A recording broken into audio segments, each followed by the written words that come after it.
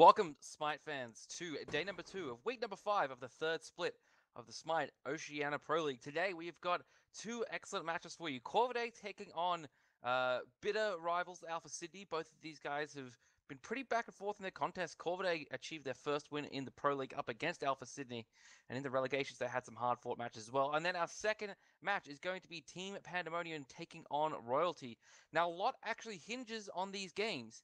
If Alpha Sydney split or better with Corvidae, Avant get themselves a spot at LAN. I know it's a little bit difficult to kind of see all the moving pieces next to each other, but we'll make sure to keep you informed as the broadcast goes along.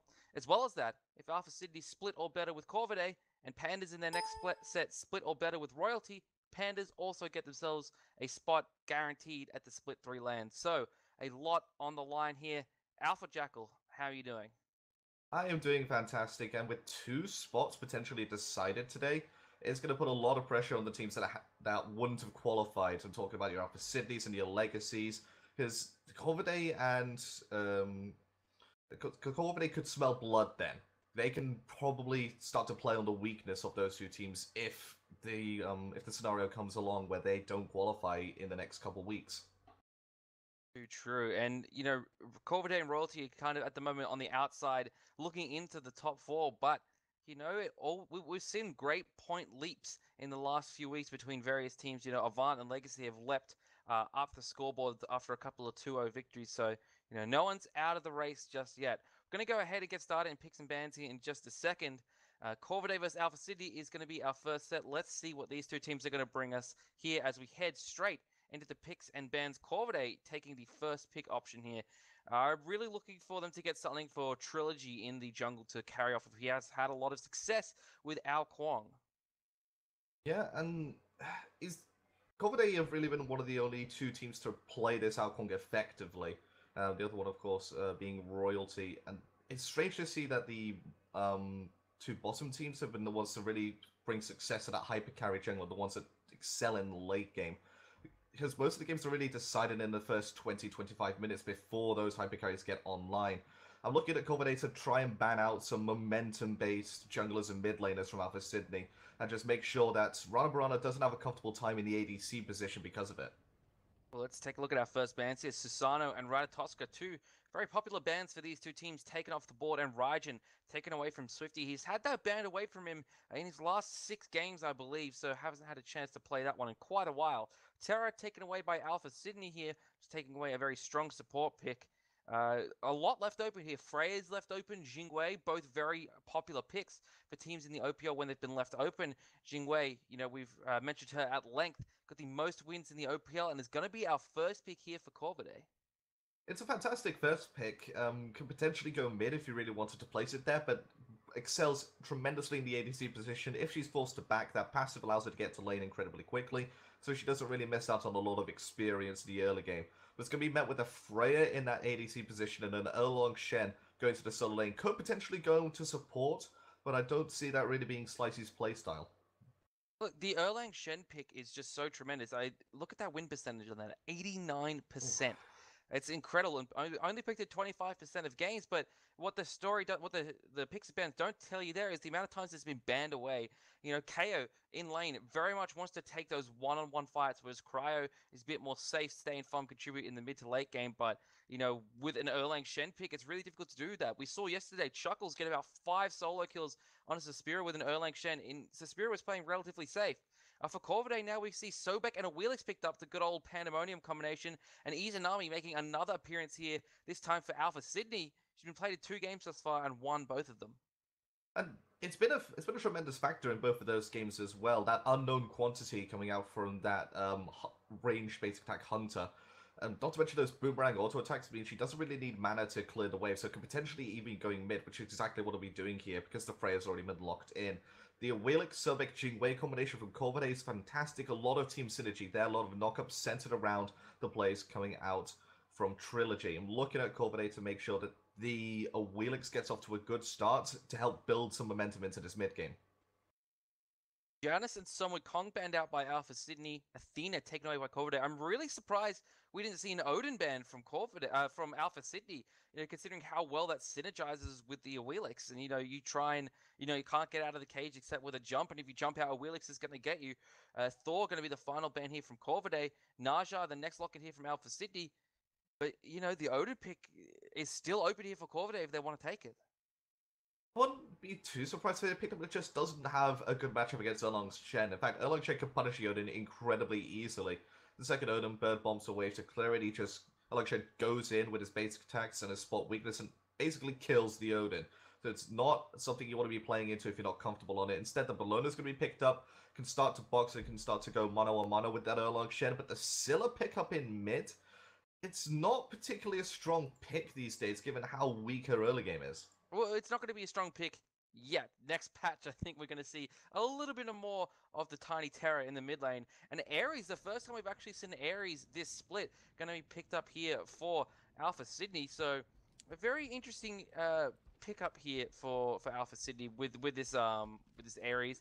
If you're taking a look at the side of Corvidae, it actually works quite well. You get some chains down. The Sobek can't use his pluck. Desecrator can't dash away. Trilogy can't jump away. It prohibits a lot of mobility on the side of Corvidae. You've got the Jingwei as well. So I do like this pickup from Alpha Sydney. What's really going to be the difference here, though, is can Tory Skies land those chains? It's all really going to come down to the early game in this one. Can Tory Skies run a Marana hold off the pressure, which they're inevitably going to be getting from Pure Might and Kaiserfication? Because Freya can't really clear the wave too well early on.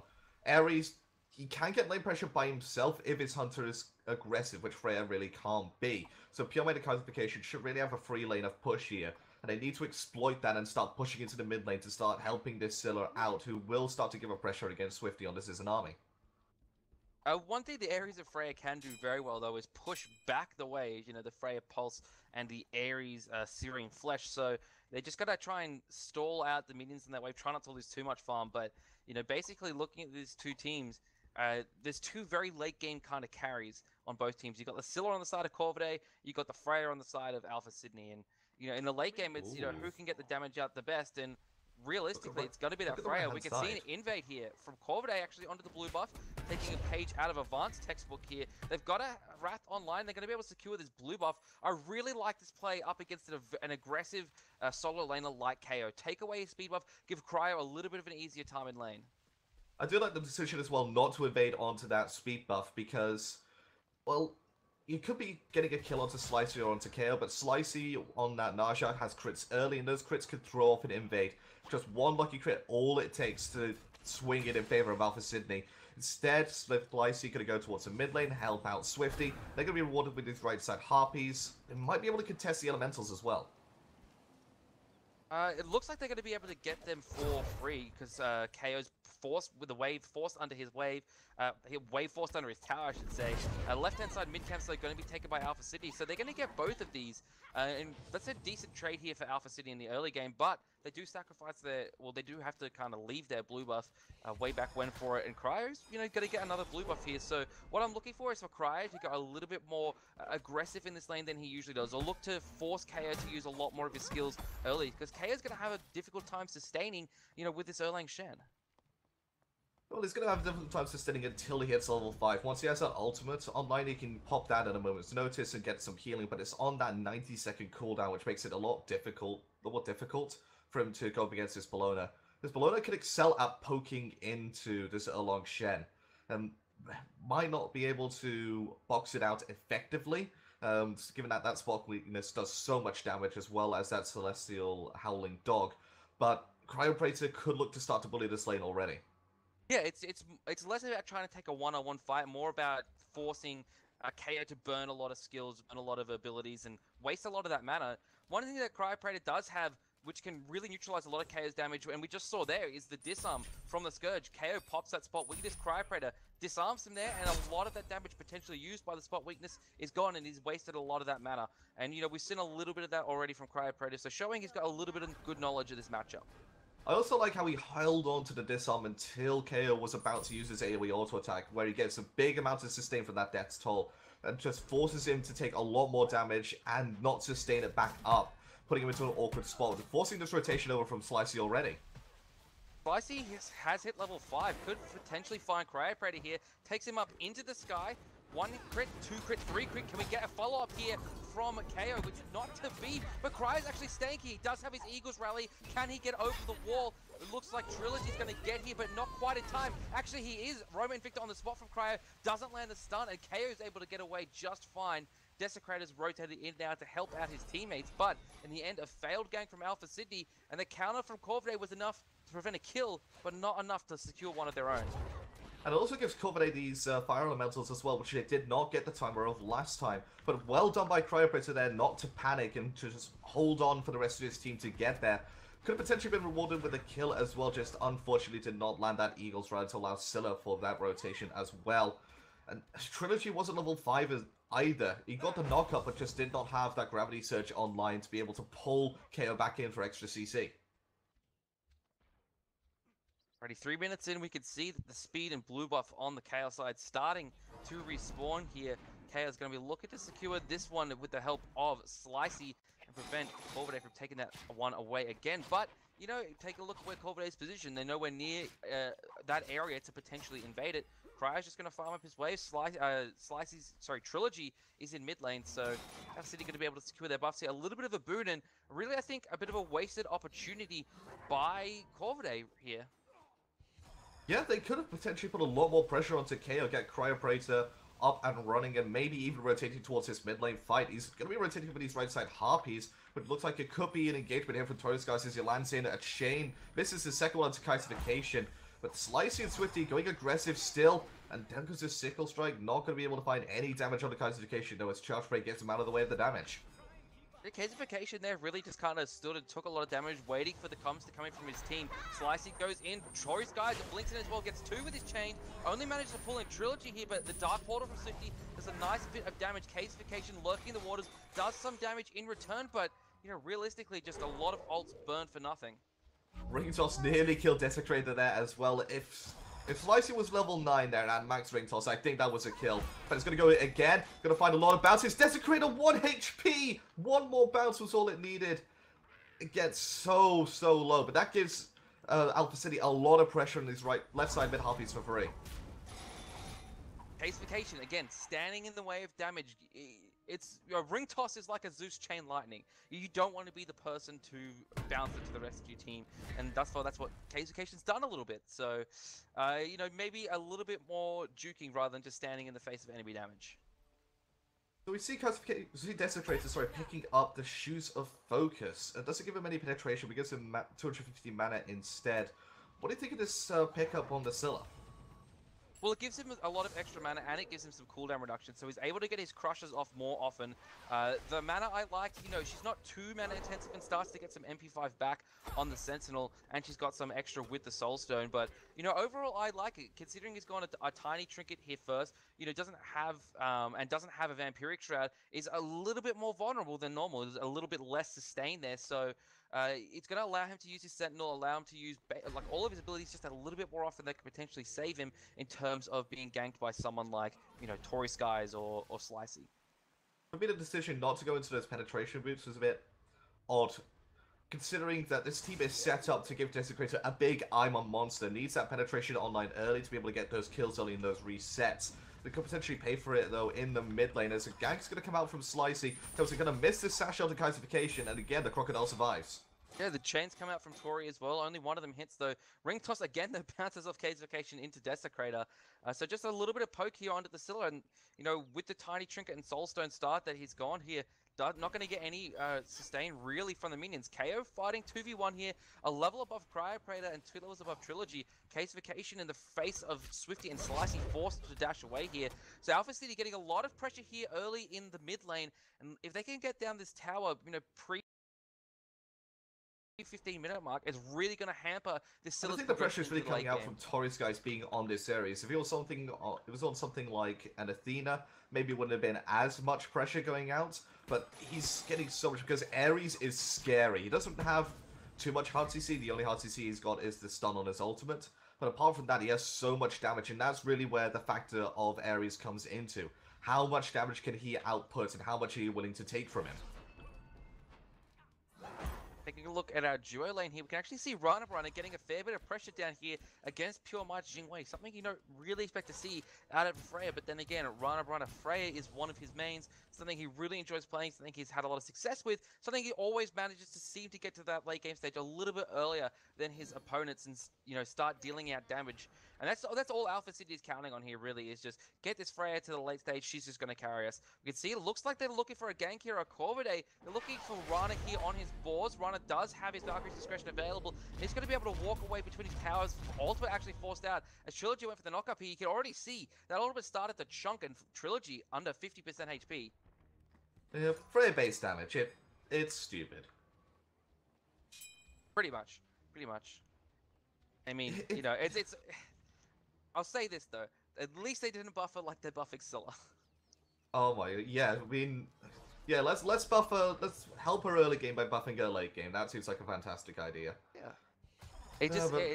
It just means your late game is extra spicy. Extra damage. Yeah. All that late game. Damage late game. All that late game you're not getting because you're still not doing much early game. But Hydra's Lament on Slicey is an item we've seen started to be picked up on junglers recently, given that it had its recent buff of 10 extra power on it, so it's now got 40 physical power, 15% CDR, as well as 2 passive. The second one being 2.5 MP5 per 10% of your missing mana, meaning the junglers that really have mana problems shouldn't really have mana problems anymore. Right-hand side, we can see Cryoperator getting ganked yet again. Eagles rally over the wall, and Slicey was off the mark there with his ultimate. Swifty's here, he's invisible. Cryo doesn't know he's here, but he jukes away from the Dark Portal. Slowed in by Swifty, slowed by Tori. Kill picked up here by Slicey. First blood going at nearly the 9-minute mark in the way of Alpha City, but in response, Corvidae take the Gold Fury. Lovely response there from Corvidae. Taking the advantages where they can find them, it shows good growth and good progress by the team, but it could be Kaisification caught out here in a bit of a awkward pathing. Rana is doing so much damage, he doesn't even have his Shoots of the Magi online. He does have a Soul Stone here, so that's going to give him a little bit of extra power in the early game for that pulse, but still, I mean, doesn't, as he just mentioned, doesn't have shoes online, and usually, you know, once he gets the shoes of the Magi online, that's when he's like Core Stone, that's when he start to say, okay, this Frey is going to start to do some damage here, we need to be a little bit more careful, but I guess, you know, Rana really knows this character. Pure Might is elected to go into the Ick-Vile as well. This is a standard build for most ADCs, but going up against the Freya, you're not getting as much worth out of it as you would do against pretty much any other hunter in the game. I'd like to have seen him gone into an Assy just to help contend and box with this Freya, because right now, Freya has all the lifesteal advantage, has all this damage advantage onto Pure Might that the early game Freya potential kill that he had is completely gone. Well, to be fair to him as well, there's an Izanami in the mid lane. You've got a Naja and a Erlang Shen on the enemy team as well. Why are you not necessarily looking to box them 1v1? I don't think Pure Might's the type of ADC to box anyone really one-on-one. So he's picked up this item just to be able to get a little bit more attack speed and penetration online early. And then if he makes a rotation towards the mid lane to contribute to a fight, he's going to be able to do some damage and reduce the damage coming out from Alpha Sydney's mid and jungle. Second relic starting to come online for some members of this game. Pure Might already elected to go into the Sanctuary. We do have a sprint on the side of KO. When he starts rotating, it starts being a factor as Kaisification gets chained, and up into the air he goes. Miscommunication there from Alpha Sydney, as the Dark Portal was also immune there by the Windfire Wheels. Oh, Desecrator used his ultimate, didn't hit Slicey, but Slicey used his Sanctuary anyway. Trilogy pulled in there by Tori Skies, nowhere to run. KO picks himself up a kill. Pure Might's in the mid lane, gonna get caught out here. Tori Skies blinks in, airstrike forced out here from Pure Might. Desecrator whooped up into the air. The chunk is real. Great pin into some damage from Swifty and Rana. Alpha Sydney pick up another kill, and suddenly they are up 4-0. 5,900 experience, 2,300 gold. It was a good engagement, good pick off onto Kaisification there, and again the miscommunication though. In a game like this, where you're starting to get out and starting to play against one of the weaker teams in the league, you can sort of get away with those mistakes, but they need to iron those out when they face up against Pandemonium and Avant-Garde, for example. Alpha City, to me, are one of these teams that really play to the level of their competition. They played so well up against, you know, Avant, Legacy, and Pandemonium. They split with all of them. They did fall 2-0 to Avant-Garde last week, but you know, usually they play up to their competition, but they also play down to their competition as well. They've had some games against Corvidae and Royalty that, you know, really they should have won a lot quicker than what they did, or, you know, in the case of Corvidae, they split. So they really need to be more disciplined and treat these teams with a little bit more respect, and, you know, just treat it, if nothing else, practice for when they take on the big boys. Oh, I love the decision though for Toy Slice to go into a Sovereignty. A lot of people have looked at this item with a bit of disgust because it doesn't give us much protections. You still die incredibly fast to magical damages when you get this item. As Trilogy gets caught in the mid lane again with Fire Wheels. That is one dead of Wheelings. I mean, you don't really have much to say there. Just pretty bad positioning. Tory Skies chasing down Casification, and Desecrator forces out the lurking in the waters from K's. Tory Skies just using his own ultimate in return. Not really too worried about that. Ring Toss bounces off the minions and into Casification and Desecrator. Pure Might actually gets a solo kill there onto Rana Barana. I say before he's not one really to 1v1, but I guess he shut me up. Well, he's got 25 penetration online right now, so why not box? Box away, my friend. Gets the kill, but look at the level difference in the jungle. 4 levels ahead is Slicey. That is not good news when one of your core picks, one of the picks that your composition runs around, is that jungler, which is so far behind. 4 levels, about 1800 gold. Nearly a whole item difference as Slicey does actually have enough to pick up this Jotun's Wrath. He's also got that Hydra's Lament online. I really like the Hydra's Lament on the Naja. We can actually see Slicey looking towards the left lane. Gonna think wiser of it and not go for a gank here, but I love the Hydra's Lament on the Naja. You know, you sash in, Hydra's Lament passive active, do some damage, get off your ultimate, and then kill someone, basically. It's just, I really like the pickup. Also, the 50% CDR means that already, when Slicer goes back to base, pre-15 minutes will have pretty much maximum cooldown reduction, save 5%, but that's not really too much you have to bother about, 5%. So it's so scary when facing up against it, because it's a constant beads burner, that sash, and every single time you pop your beads, you can then be hit by 2 ultimates before they're back up again, as KO and Riot Operator having a boxing match. KO, this time coming out on top. I mean, well, all the previous times he's come out on top as well. Trilogy looking for a gank here, knocks up KO, pulls him in with the Gravity Surge. Crush comes through from Desecrator, but not on the mark. 9 turns Blessing used by KO. I'm a Monster lands. He gets the heal off though, and is back to 50% HP. Slicey and Tory Skies are here. They manage to pull in Trilogy. Nowhere to run as he's taken up with Windfire Wheels. Probably could have been held by Slicey, but I respect the decision to go and secure the kill. Ring Toss lands onto Casification. Pure Might's hanging out in the jungle here. Not going to be able to find anyone here. Not going to find an opportunity to pick a target. And Alpha City, they're pushing down the left-hand side. They've got the numbers to push effectively on this right-hand side as Casification is caught out.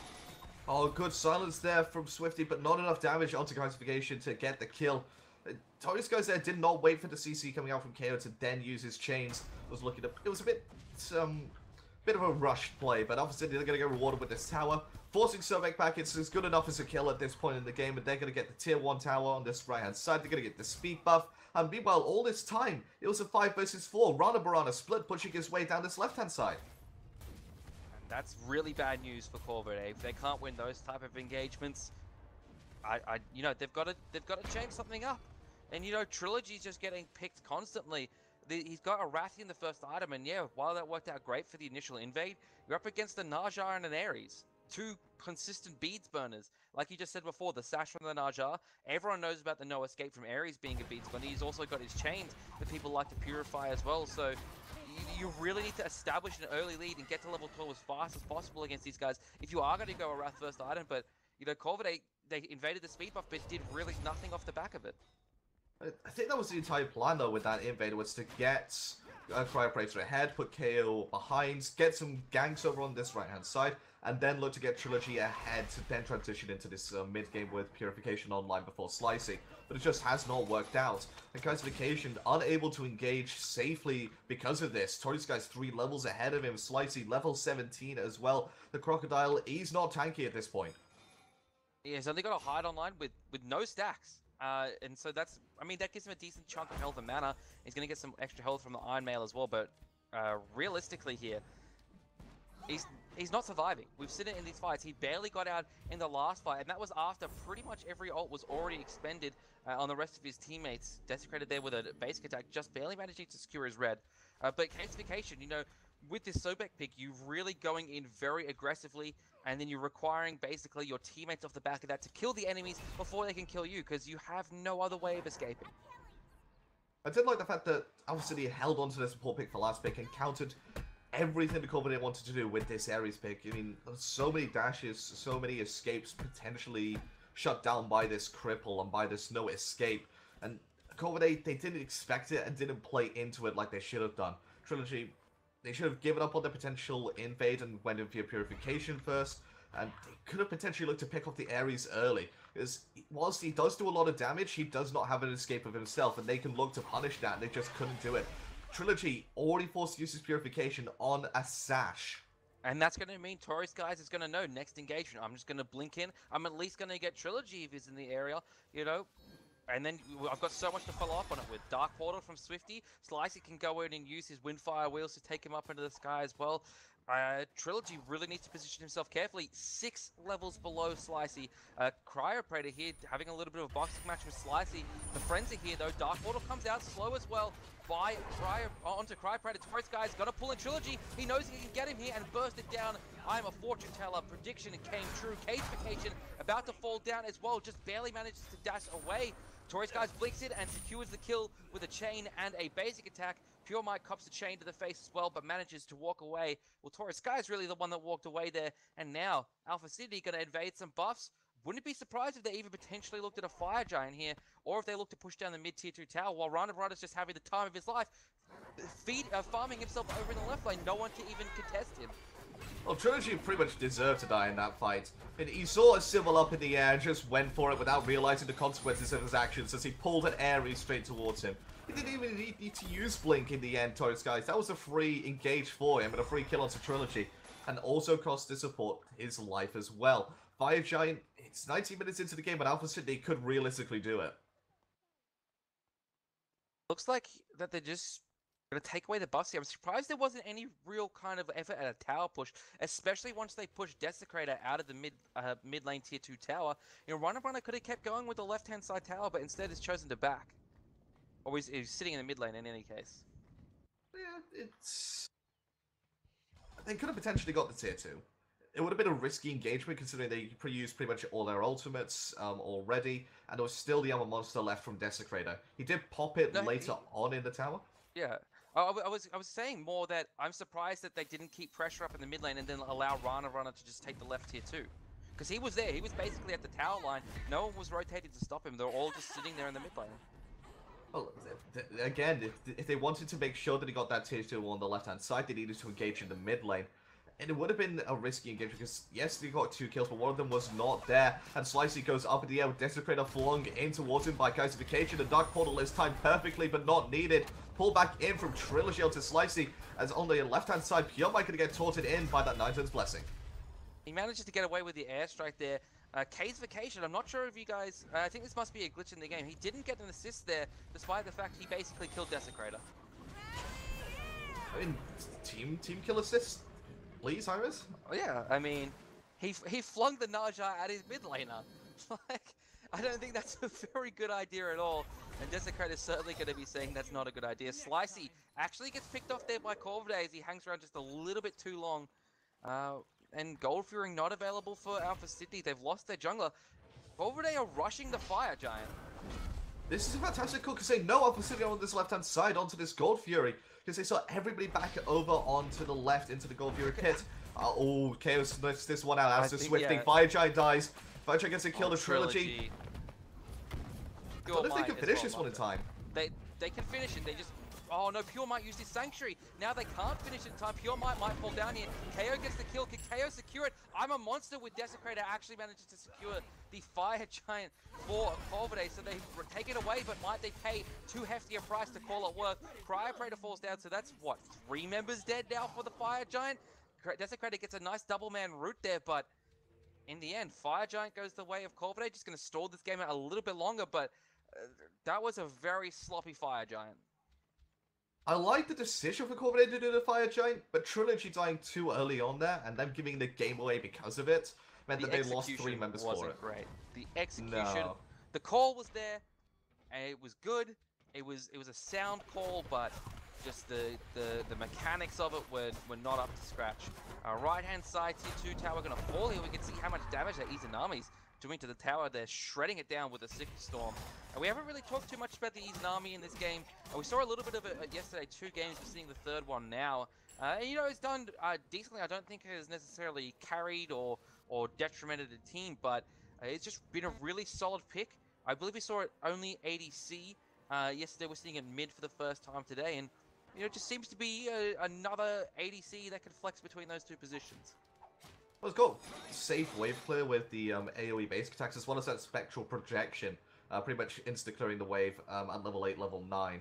But what really allows Izanami to do tower shredding incredibly effectively is that Sickle Storm bonus damage applies to structures and phoenixes. So each basic attack you're doing 25 extra damage before mitigations. It's so much when it consistently adds up after 10, 20 basic attacks that the towers just can't handle it. Let's take a look at the graphs for one of the only times this game haven't really had an opportunity to take a look at them. 23 minutes in the game, we can see a 17,000 experience, 10,000 gold lead, all going the way of Alpha Sydney as Casification goes aggressive in the mid lane, looking to pick off a couple members of Alpha Sydney here while they're not all grouped up. But this engagement is taking too long. Torius, guys, it gets an ultimate off. Airstrike and Roma Invicta used by Corvidae, and now they're the ones on the retreat. KO taunts in, only Cryopraetor. Casification trying to disrupt here. KO gets flung back in as well. There is the turtle form as well. Casification falls down. Trilogy taking so much damage. Windfire Wheels gonna get a double kill here for Slicey, and now we can see Alpha Sydney pressuring down this mid-tier 2 tower. Pin doesn't manage to pin anyone in. Desecrator sashed there by Slicey for Purification beautifully, but that means no Purification left for these chains as Tori Skies is burning down the Scylla here. The Sanctuary used as well. Slicey saying, oh my goodness, there it is. The Sash Hydra's Lament passive combination. Middle Phoenix falls down. Excellent fight there from Alpha Sydney.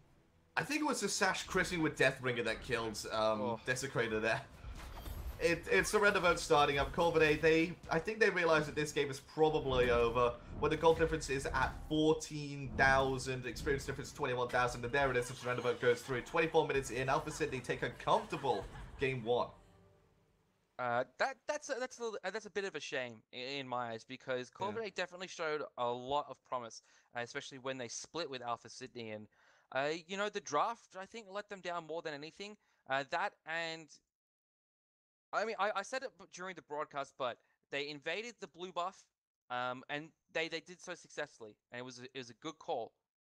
But then they didn't do anything with it. You know, there wasn't any pressure in the solo lane like you'd expect. You know, Cryopraetor, you know, he did his job basically and pushed the wave, forced KO to use a lot of mana, but we didn't see any rotation out of the jungle to come in and force, you know, Cryopraetor back, or potentially even gank him when he was low on mana. So, you know, if you're going to take the blue buff away from a solo laner, you need to make sure you exploit that weakness.